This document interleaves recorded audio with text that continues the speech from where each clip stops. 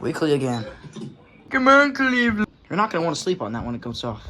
It goes up. 56 from Youngstown on a frequency of 162.500 megahertz. On the latest...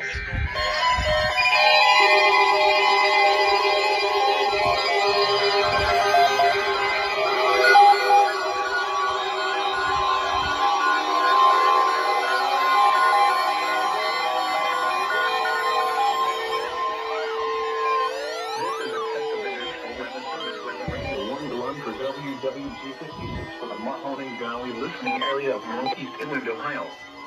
During potentially dangerous weather situations, specially built receivers are automatically activated to warn of the impending hazard. Tests of these receivers are normally conducted by the National Weather Service every Wednesday between 11 a.m. and noon. When there is a threat of or existing severe weather in the area, the test will be postponed until the following day. This ends the test of the National Weather Service weather radio warning alarm.